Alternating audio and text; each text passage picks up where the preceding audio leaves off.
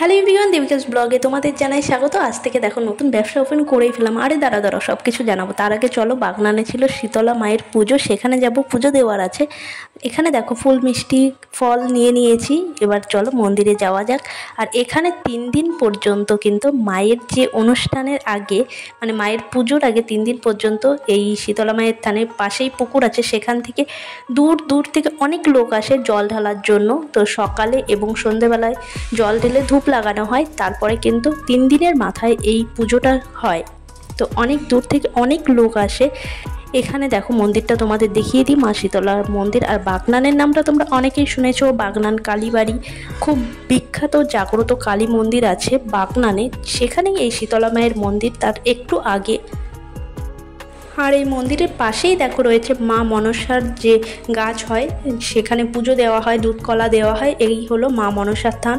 আর এদিকে দেখো কত লোক এসে, দূর দূর থেকে কিন্তু অনেক লোক আসে এখানে পুজো দেওয়ার জন্য। ছোট মেলা মতো হয় রাতে, এবং ধুনো পোড়া, তারপর দণ্ডি কাটা যেটা, সেটাও কিন্তু সন্ধ্যের দিকটাতে হয়। আর এখানে দেখতে পাচ্ছ কত ডালা পুজোর, কত দূর থেকে লোকজন এসছে পুজো দেওয়ার জন্য। কি বলবো, 3 বছর ধরে আমি দেখছি এখানে একইভাবে এই মন্দিরে পুজো হচ্ছে। 3 বছর থেকে আমি দেখছি, বাট এটা অনেক বছর, অনেক পুরনো এটা। আর আমরা যে পাড়াতে থাকি সেটা হলো বোসপাড়া। তো বোসপাড়া এই শীতলা মন্দির বলে সবাই চেনে। আর এই চৈত্রি মাসে কিন্তু নীল পুজো, যেটা সংক্রান্তির নীল পুজো, তার আগের দিন হয় এই পুজো। আর এখানে দেখো রয়েছে আমাদের ষষ্ঠী মাতার মন্দির, মা ষষ্ঠীর মন্দির।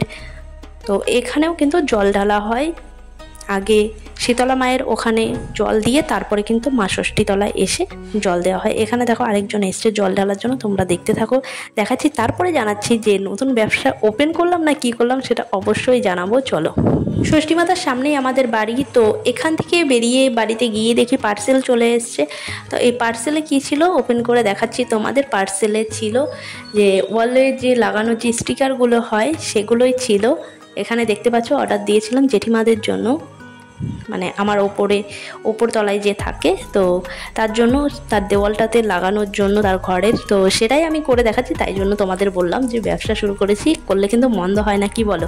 তো যাই হলো, এই সম্পূর্ণ। আর এটা কিন্তু কাঠের দেওয়াল, তো এটা রং করা হয়েছে, আর পুরো ঘরটাই রং করেছে জেঠিমা। তো সেই জন্য এখানে এই স্টিকারগুলো বললো অর্ডার দিয়ে দিতে।